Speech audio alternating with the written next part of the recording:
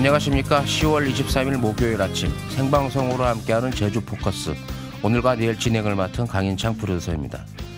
지난해 비계 삼겹살에 이어 최근 탐라문화재의 부실김밥, 그리고 올레시장의 철판 오징어까지 제주를 찾은 관광객들 사이에서 바가지 요금이 또다시 논란이 되고 있습니다. 관광 1번지 제주의 신뢰와 이미지가 흔들리고 있는데요. 이제 제주도가 강력한 칼을 빼들었습니다.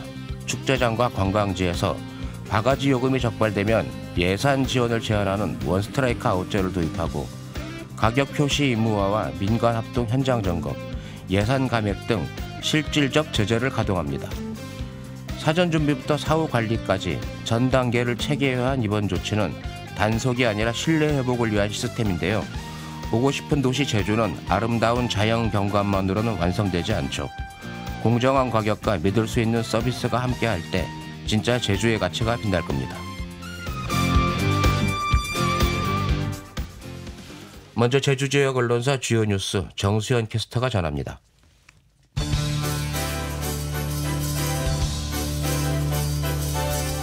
개식용 금지법 시행 이후 흑염소가 대체 보양식으로 떠오르면서 흑염소를 불법 도축한 일당이 자치경찰에 적발됐습니다.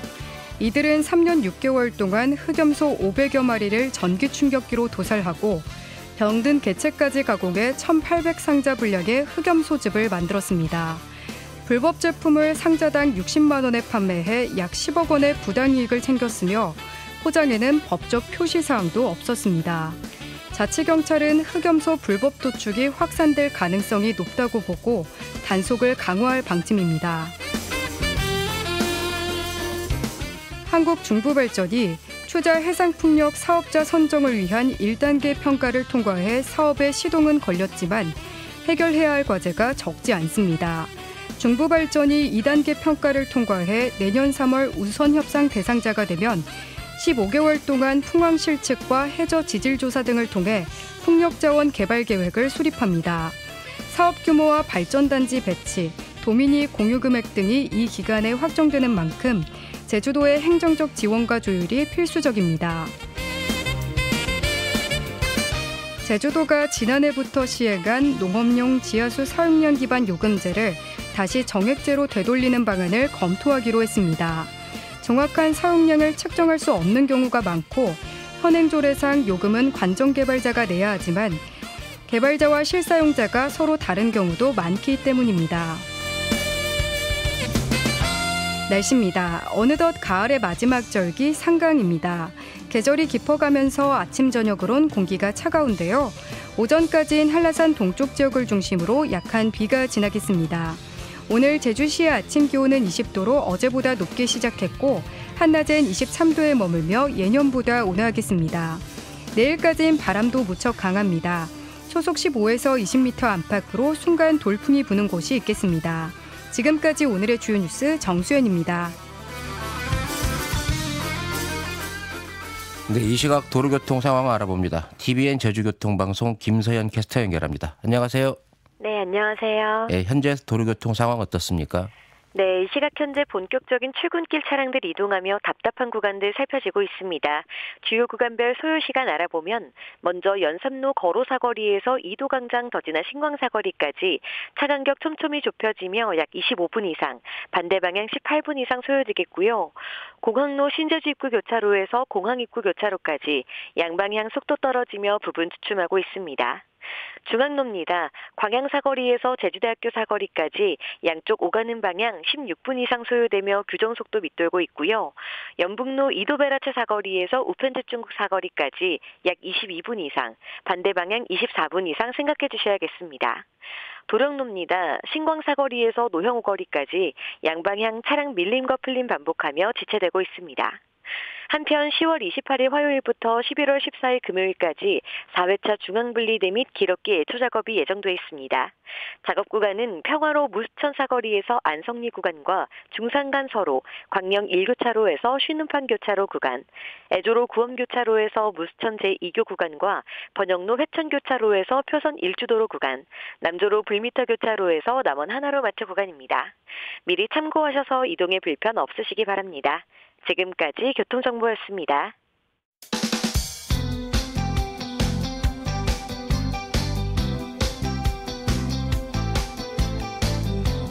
제주시 99.1, 서귀포시 95.3, 서부지역 103.7MHz, 요망진 라디오 KBS 제1라디오가 삼촌들 족끝이 느량이 식후다.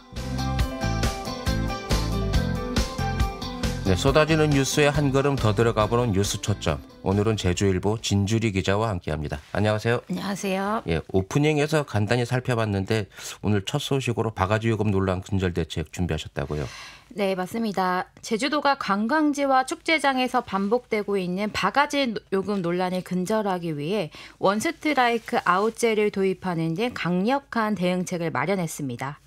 도는 어제 정무부지사 주재로 민간합동 관광 바가지 요금 근절 대책 회의를 열고 예방에서 모니터링 그리고 제재까지 이어지는 전주기 관리 체계를 구축하기로 했습니다. 예, 이번 대책이 마련된 배경부터 좀 짚어주시죠. 네, 최근 제주 곳곳에서 바가지 요금 논란이 잇따라 발생했기 때문입니다.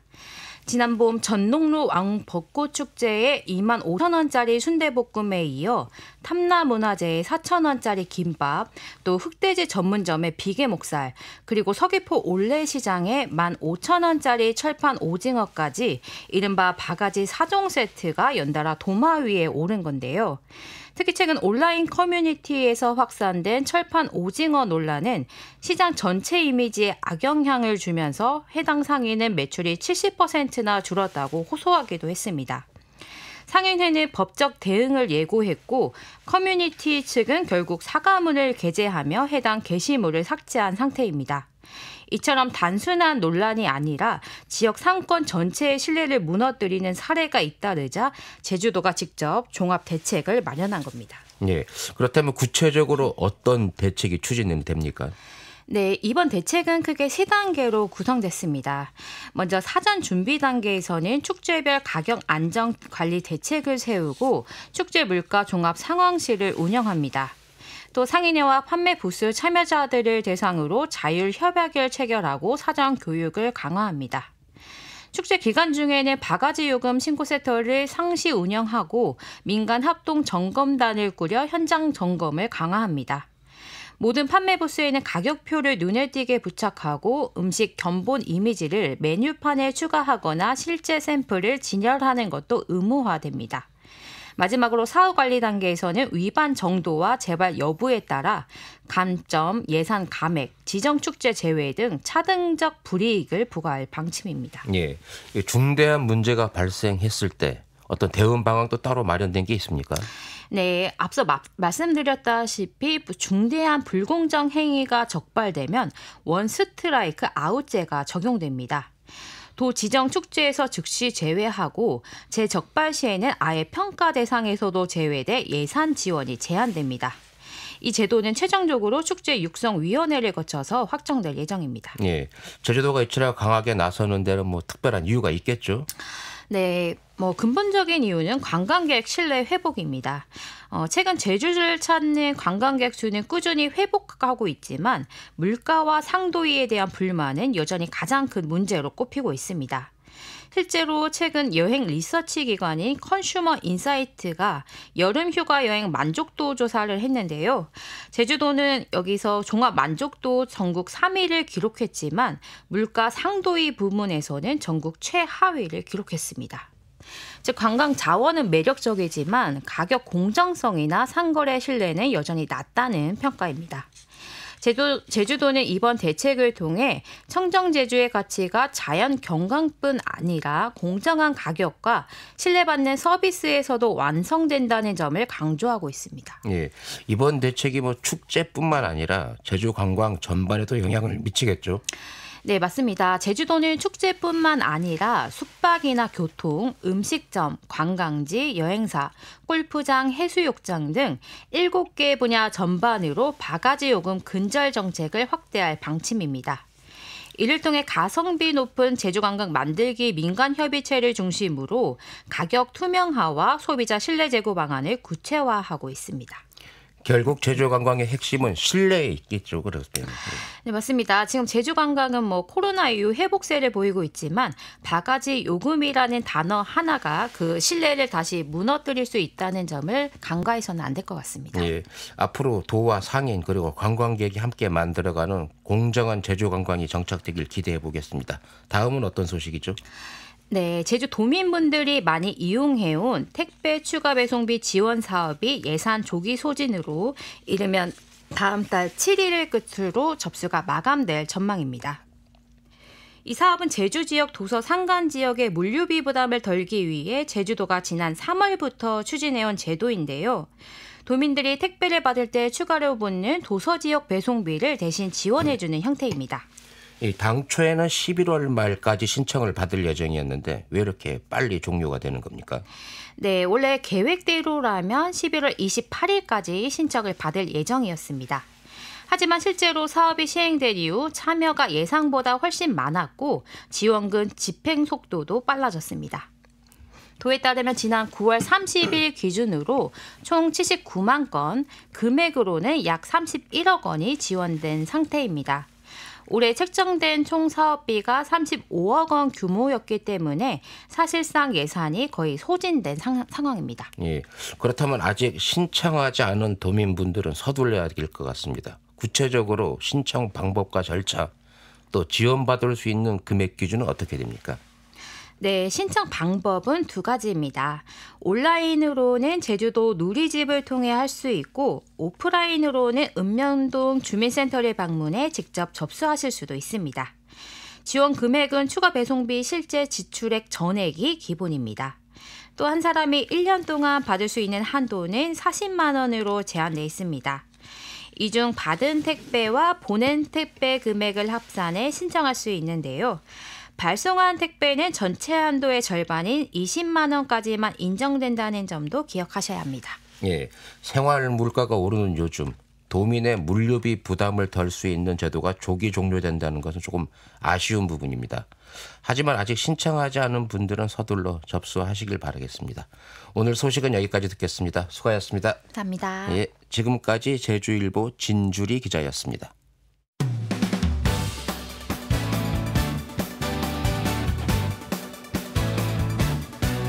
지피가 이신 뉴스 노실계 배려보는 제주 포커스다. 최근 그동안 공개된 적 없던 6.25 전쟁 당시 제주 육군훈련소의 실체와 알뜨르 비행장 인근에서 미군이 일본군 장비를 철거하는 장면이 담긴 귀중한 영상 자료가 처음으로 세상에 공개됐습니다. 전갑생 성공회대학교 동아시아 연구소 연구교수가 이 영상을 발견해 공개한 건데요. 전갑생 교수 연결해서 새롭게 공개된 알뜨르 비행장 영상의 내용과 이미 살펴봅니다. 안녕하십니까? 네, 안녕하세요. 예, 최근 그 6.25 전쟁 당시 제주에 있었던 육군 훈련소에서 북한 포로들을 훈련시키는 영상이 처음 공개됐는데요. 네. 이 영상을 직접 찾으신 거죠, 교수님께서? 네, 맞습니다. 이 영상은 1954년에 미 국방부 공보실에서 제작한 오늘의 뉴스라는 코너에서 정일권 당시 육군 참모총장이 알뜨르 비행장에서 내리는 장면부터 해서 예. 육군 훈련소에서 과거에 이제 조선인민군 포로 중에서 송환을 거부했던 포로들, 즉 방공 포로라고 하죠. 예. 이분들이 북한으로 이제 북파되기 위해서 인민군 복장을 하고 군사 훈련을 받는 그런 장면을 영상을 촬영한 겁니다. 예, 그 뉴스라도 하셨는데 어느 정도 분량인가요? 시간은? 전체 분량은 한 18분 정도 분량이 되겠습니다. 예. 이 영상 외에도 또 작년에는 해방 이후 미군이 제주 알뜨르 비행장 인근에서 일본군 장비를 철거하는 모습, 이 내용이 담긴 영상도 찾으셨는데 좀 구체적으로 어떤 내용들이 담겨 있었나요? 1945년 이제 그 9월에 이후에 이제 미군이 한반도 전체를 이제 그 남한 일대를 이제 점령을 하면서 제주 같은 경우에는 이제 일제 강점기 특히 이제 이 미군의 상륙을 대비해서 부대를 집중적으로 이제 배치를 했었는데, 예. 그래서 알트르 비행장 일대에 이제 폭격기라든지 전투기 등의 이 비행기와 그 다음에 그게 이제 사용됐던 주변의 탄약 그리고 각종 부속 시설들을 이제 파괴하는 장면들을 담고 있는데 특히 이제 그 송악산의 이제 고사포 진지라든지 그리고 특히 이제 4.3 항쟁과 관련해서 이제 좀 유적지이기도 한 예. 그리고 이제 그 예비 금속과 관련한 부분에 이제 학살터였던 일본군 탄약고를 예. 일부 폭파하는 장면도 담겨 있습니다. 두 영상 모두가 그렇게 그동안은 알려지지 않았던 귀한 자료들인데 어떻게 이런 자료들을 찾을 수 있으셨습니까? 특히 이제 그 알트르 비행장 일대가 보면은 이제 제주의 그 냉전에 대한 어떤 그 역사의 중심지라고 볼 수 있는데, 그러니까 그렇죠. 예. 일제 강점기부터 시작해서 해방과 그리고 이제 한국 전쟁까지 이어지는 중요한 냉전의 그 현장이라고 볼 수 있는데, 그와 관련해 가지고 이제 한 몇 년 동안 지속적으로 알트르 비행장을 비롯한 4.3과 그리고 이제 한국 전쟁기 포로와 관련돼 있는 자료를 찾으면서 영상과 항공 사진, 다양한 어떤 그 사진들을 찾게 되었고요. 결국에는 이런 자료들이 결국 그 제주뿐만 아니라 알트르 비행장을 주변으로 한 평화에 대한 어떤 유산의 가치를 갖고 있기 때문에 이런 자료들을 좀 찾게 되었다, 이렇게 보면 되겠습니다. 그 자료는 뭐 어떻게 개인이 소장을 했던 부분인가요? 아니면 어떤 공적인 기관에 이렇게 보관되어 있던 자료인가요? 네, 이 자료는 미국의 국립문서관리청에서 미 육군 정보부라든지 CIA라든지 다양한 어떤 그 공공 그 정보기관에서 우리나라 지명 국가기록원에 이관된 기록물 중에서 일반인들이 좀 쉽게 일반인들이 접근해서 볼 수 있는 공공 기록물이라고 보면 되겠습니다. 예. 이러한 자료들이 좀 중요한 이유, 그리고 이 자료들이 갖는 역사적 의미, 어떻게 좀 평가를 하십니까? 이 자료들이 어떻게 보면은 이제 이 미군의 시각에서 그리고 군사작전이라는 어떤 가정 속에서 생산된 문서거나 아니면 사진이나 영상이거든요. 그러다 보니까 기본적으로 보면 이 미군의 어떤 입장과 시각이 되게 담겨 있는 거죠. 그걸 우리의 시각에서 재해석하고 분석해야 될 부분들이 있다고 봅니다. 그러니까 냉전이라는 어떤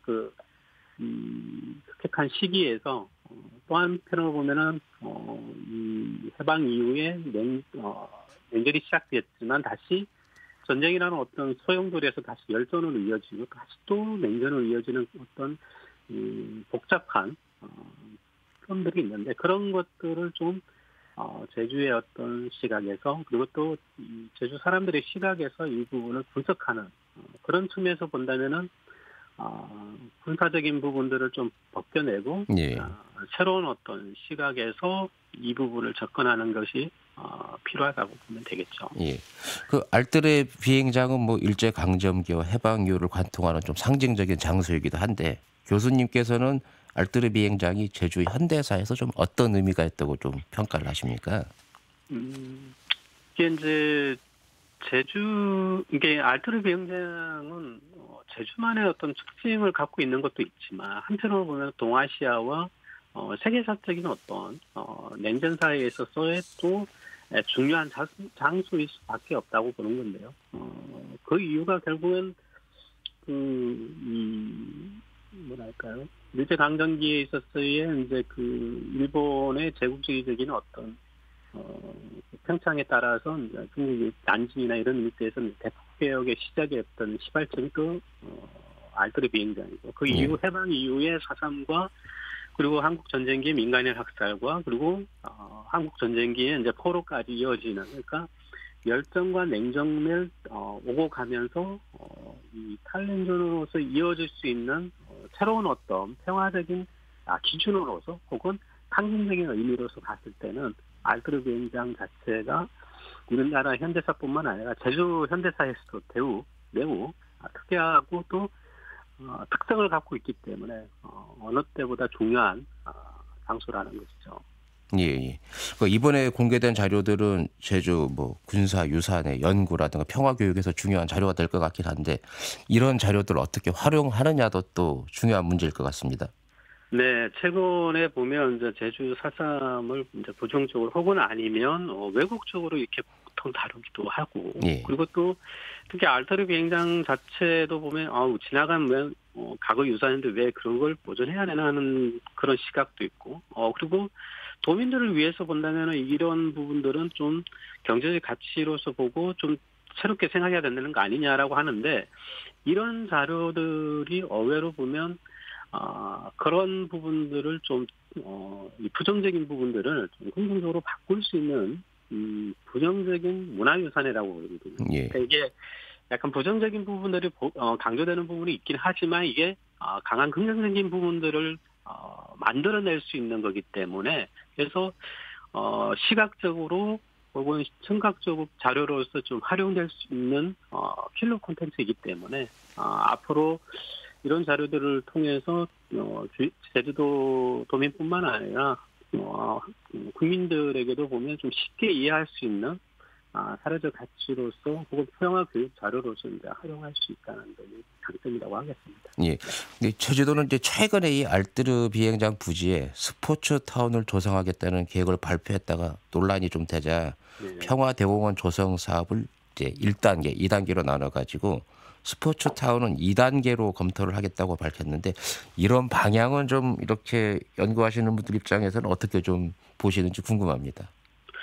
네, 그날 최근까지 이제 알뜨르 비행장과 관련해서 이제 시민 모임뿐만 아니라 여러 제주도의 여러 단체들이 이게 과연 스포츠 타운 자체가 이제 결국엔 경제성뿐만 아니라 지역 주민들이 원하는 부분들일까라는 굉장히 많은 논의와 이제 논란들이 있었는데, 예. 제가 바라보는 입장에서 봤을 때는 이게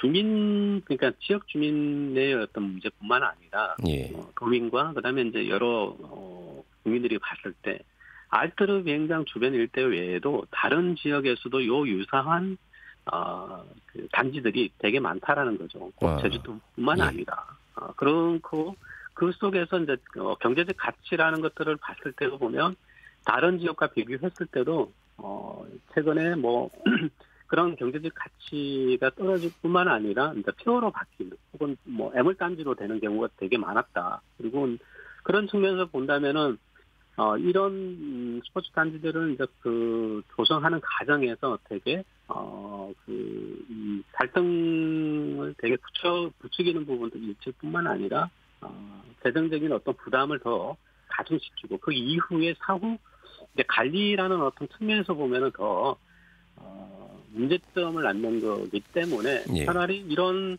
역사적인 현장을 파괴하는 것보다는 그걸 있는 그대로 보존하고 거기에서 새로운 어떤 콘텐츠를 좀 만들어서 많은 사람들이 자연스럽게 올 수 있는, 왜냐하면 알뜨르 비행장 주변으로 해서 되게 이제 자연유산뿐만 아니라 역사유산과 같이 결합한 복합적인 부분들이 되게 많기 때문에 그런 부분을 좀 더 가치를 높이 평가해서 추진해 나간다면 이런 논란의 부분은 좀 쉽게 사라지지 않을까라는 생각이 좀 들긴 합니다. 네. 그런 게 사라지려면 그 전시를 하거나 활용을 하는 데 있어서 어떤 구체적인 계획들이나 콘텐츠들이 있어야 될 텐데 어떤 방향으로 좀 나가면 좋다고 보십니까? 이 알뜨르 비행장과 관련해서 이제 좀 좀 로드맵이 좀 필요한 것 같습니다. 어떤 로드맵이냐라는 건데요. 그래서 기본적으로 보면은 이런 알뜨르 비행장과 주변 관련한 자료들이 꼭 미국, 일본뿐만 아니라 유럽이라든지 다른 지역에도 되게 중국도 마찬가지고요. 이렇게 흩어져 있는 자료들을 좀 체계적으로 조사 수집해서 아카이빙하는 것이 제일 1차적인 목적이어야 되겠죠. 그리고 거기에 따라서 이제 그 시기별로 달라지는 어떤 변화들을 정리하고 연구 분석해서 일반 시민들이 쉽게 이해할 수 있는 역사 문화 콘텐츠로서 좀 바꿔내는 것이 두 번째 길이겠죠. 예. 그런 콘텐츠. 예, 교수님 저도 시간 관계상 네. 뭐 조금 더 듣고 싶은데 한 번 더 연결을 해가지고 다음에 또 기회를 만들 수 있도록 저희들이 노력을 하겠습니다. 예, 오늘 말씀 여기까지 듣겠습니다. 감사합니다. 네, 고맙습니다. 예, 지금까지 성공회대 동아시아 연구소 정갑생 연구교수였습니다. 제주 포커스 오늘은 여기까지입니다. 내일 다시 뵙겠습니다. 안녕히 계십시오.